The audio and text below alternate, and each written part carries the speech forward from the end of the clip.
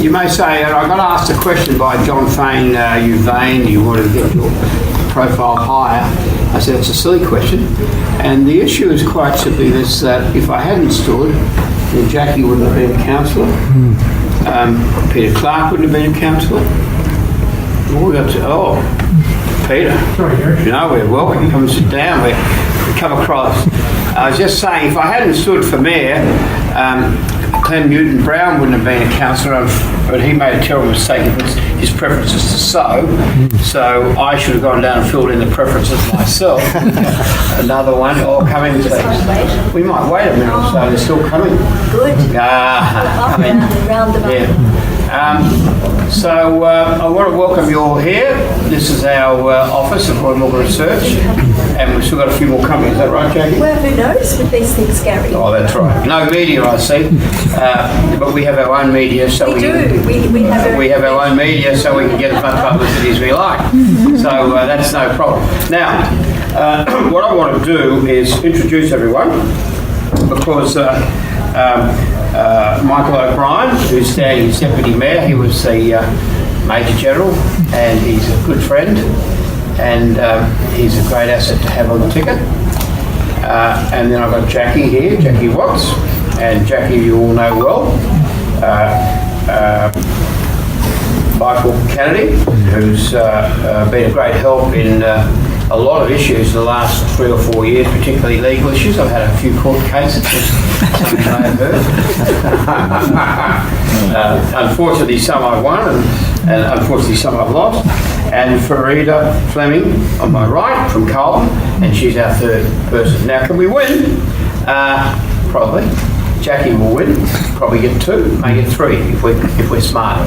So, can I win? Maybe. Depends how the preferences go, and it depends how many people are annoyed that Doyle's had 8 years in the city of Melbourne and done very little. Now, we can say this in this room and everyone agrees, but the people out there agree. Some do.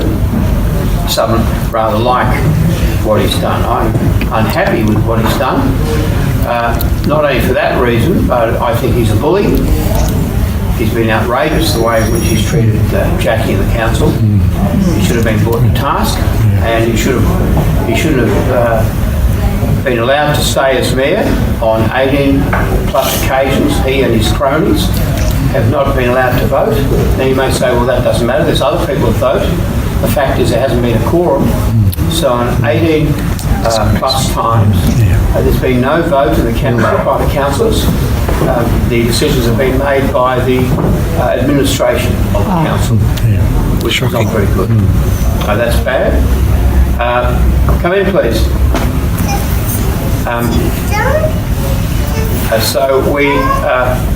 So we then look at, when you're mayor, what can you do? What can we do? Well, Jackie gets there.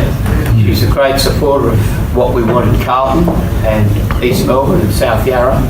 So we seem to do quite well amongst those groups of people. We get a good vote, and we will get a good vote, and we'll get enough to get Jackie up, and hopefully we can get Michael up too. And Farida. And Farida, I think we'll be lucky. All right? But she'll help. So can we get the mayoral vote up? That'll be interesting to see. It depends how many people are annoyed with Doyle. His vote's down 30%, we've got a good chance. Phil Clary and I are swapping preferences. And we've also got Ken Ong and myself swapping. And we put the Greens in front of the other 3. So I actually won't swap preferences with Adam Bant. The first time I ran, he didn't get up. What? I remember. Yeah. So the issue though is not just you want to be a councillor. My father was a councillor for 15 years. My wife's great-great-grandfather, who's a bit of a rogue, he was Melbourne's first councillor at Condell. But he's a publican, bought his votes. What is important though, I think there's 2 things that are important that we can do. And the first one, we can try and get, apart from the corporate governance that we've got in the City of Melbourne, we can try and extend that corporate governance into the administration. And the administration of the City of Melbourne is pretty bad.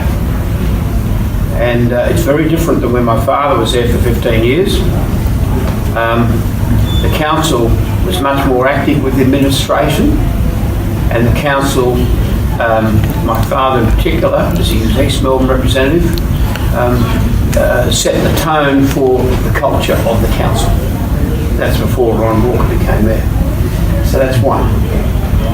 The second issue, I think, which is important if we can spread the word, why do we always have to keep increasing our spending in the City of Melbourne? Keep spending more money on employees, more money on silly things like $180 million on a building next to the market site.